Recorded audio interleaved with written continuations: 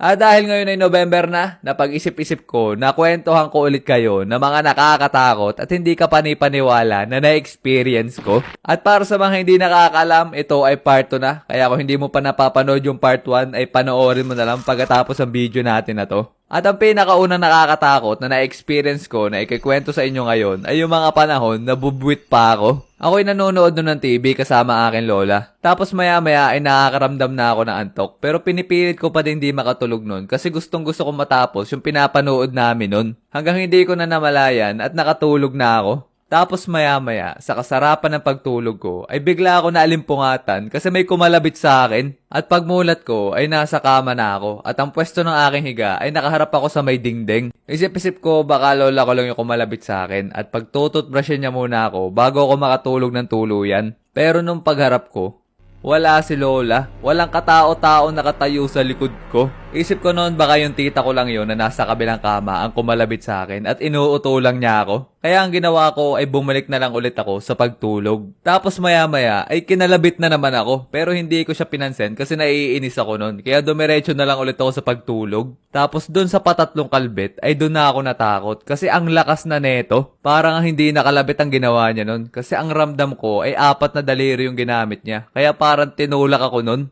Ano ga? Susumbong kita sa inay. Tapos napatitig ako sa tita ko noon at napaisip ako. Kasi nakita ko na naandun pa rin siya sa pwesto niya at hindi ito nagbabago. Tapos napansin ko din na malayo yung pagitan namin. Kailangan niya pang tumayo dun sa kama niya para lang makalabit ako. At nung may kumalabit din sa akin ng malakas ay lumingon din agad ako pagkatapos. Kaya dapat makikita ko siya na matakbo pabalik sa kanyang kama pagkatapos niya akong kalabitin. Pero sabihin na natin na mabilis siya nakabalik doon. Pero ang problema, walang katiting na tunog akong narinig nun. Walang yabag, walang tunog ng katre. Miski tunog nga ng tela ng punday, wala.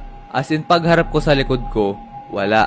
Wala akong nadatnan. Kaya sa sobrang takot ko ng mga oras na yon ay humagulhol ako sa pag-iyak. Sabay nagtatakbo ako papunta sa lola ko. Nagsumbong ako sa kanya na kinakalabit at tinatakot ako ni tita. At nung pinuntahan niya si tita at pinagsabihan ay lalo ako natakot kasi legit ang himbing pa ng tulog niya. Paano ko nasabi? Kasi nakita ko pa natuloy yung laway niya sa kanyang unan. At kilala ko yung tita ko na yun. Hindi niya kaya magpigil ng tawa sa tuwing inuuto o inaasar ako niya. At nung pinagsasabihan pa nga siya ni lola habang ako'y nakagulhol sa pag-iyak ay papaling-paling ang ulo niya at napapapikit pa mga mata dahil sa antok. Kaya kinabukasan pagpasok ko sa school ay yun lang ang laman ng isip ko. Pinipilit ko pa nga isipan na eksplanasyon yung karanasan ko ng gabi na yun. Pero wala talaga. Puro nakakatakot lang ang napasok sa isip ko.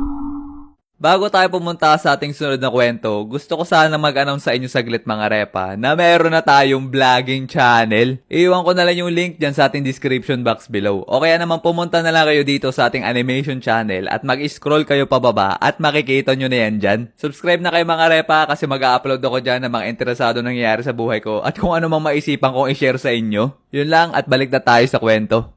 Sunod naman na nakakatakot na karanasan ko ay yung mga panahon na nag-aanimasyon ako. Kami kasi ng GF ko ay mahilig mag-video call dati. As in umaga hanggang madaling araw, mag-e-end lang pag matutulog na ako. Tapos one time, mga bandang 1 to 3 AM yun. Di ko natanda basta mga bandang oras na yan. Magka-call kami ng GF ko nun habang nag-aanimasyon ako as usual. Ang setup ko kasi ng mga oras na yun ay sa PC ako naka-call kasi nag-a-animation ako. Para kung magsasalita man siya ay maririnig ko siya sa aking headset. At sa second monitor ng PC ko nilagay yung aming video call para habang nagdo-drawing ako ay nakikita ko siya. Pero noong mga panahon na yun ay hindi nakaharap sa kanya yung call namin kundi sa kisame. Sabay katabi niya pa yung pinsan niyang babae matulog nun. Etong dalawang to ay takot matulog nang walang ilaw kaya nagbukas sila ng LED light. Kaya kitang-kita ko yung kisame nila. Tapos maya-maya habang nagdo-drawing ako ay nawala bigla yung aking focus nung may nakita ako nagalaw dun sa video call namin sa aking peripheral vision. At nung pagtingin ko, ay merong nakakaway sa akin. Yung para bang kinukuha yung atensyon ko. Nagtaka nga ako nun bakit gising na agad yung GF ko, sobrang aga pa. Kaya nung nagsalita ako at tinanong ko siya kung bakit siya gising na, ay doon lang tumigil yung pagkaway neto. Tapos ang tagal ko lang nakatulala dun sa call namin kasi hinihintay ko yung sagot niya.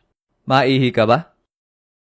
Uy, ano gagawin mo? Ba't ang aga mo nagising? At pagkasabi ko nun, ay bigla siyang sumilip sa call. Ang nakikita ko nga lang sa aming video call nun ay yung kanyang mata, noo, tsaka buhok. At ang angle ng camera nun ay nasa kisame nakatutok. Tapos yung kisame ay may LED lights. Kaya yung katitigan ko ng mga oras na yun ay silhouette lang niya ang kita ko.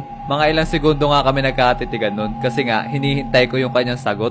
Tapos maya-maya ay bigla na lang tong umalis sa camera sabay di na nagparamdam. Kaya ang nangyari ay nainis ako ng mga oras na yon kasi kala ko inaasar niya ako kaya hindi niya ako pinansin. Sabay tinulugan niya na ako. Kaya ang ginawa ko ay pinatay ko yung call sabay tinawagan ulit siya para magising. Pero nakapitong call na ako sa kanya at lahat ay hindi pa rin siya nasagot. Kaya ang isip-isip ko ng mga oras na yon ay baka mahimbing na yung kanyang tulog. Tapos kinabukasan ay pumunta ako sa kanila para makitambay. Tapos nung nagkikwentuhan kami ay bigla ko naalala yung nangyari nung madaling araw. At sabay-sabay kaming kinilabutan nung sinabi ng GF ko na hindi naman daw siya nagising nung mga oras na yun. Ang sinabi niya pa nga sa akin nun ay baka yung pinsan lang niya na kalahating tulog ang sumilip sa call at naalimpungatan lang to. Pero imposible naman na pinsan niya yun kasi dun sa pwesto niyang hinihigaan ang may sumilip at hindi dun sa pwesto ng pinsan niya. Ay talaga naman nagsigawan sa takot yung magpinsan nun kaya miski ako ay kinilabutan na din. Sabay biglang dumating yung lola nila at tinanong kami kung bakit sobrang ingay namin dun sa loob ng kwarto. Tapos sukunento namin sa lola nila kung ano ang nangyari ay lalo lang kami natakot kasi ang sabi ba naman sa amin ay meron daw talaga nakatira dun sa bahay nila na hindi nakikita ng normal na mata. Kaya naman simula nung nangyari yon ay never na ulit kami umulit ng GF ko na mag-video call tuwing gabi.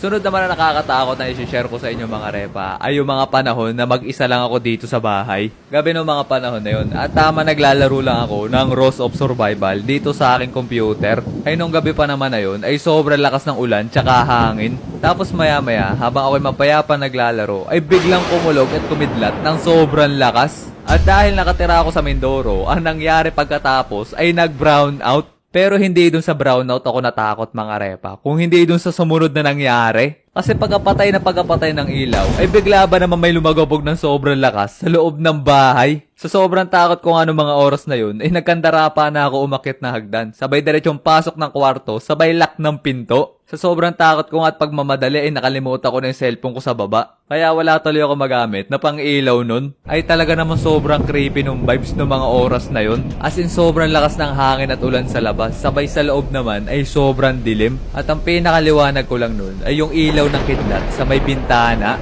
Ang tagal nga magkaroon ng kuryente noong mga panahon na yun. Kaya ang ginawa ko ay natulog na lang ako at bukas na lang na umaga ko yung titingnan.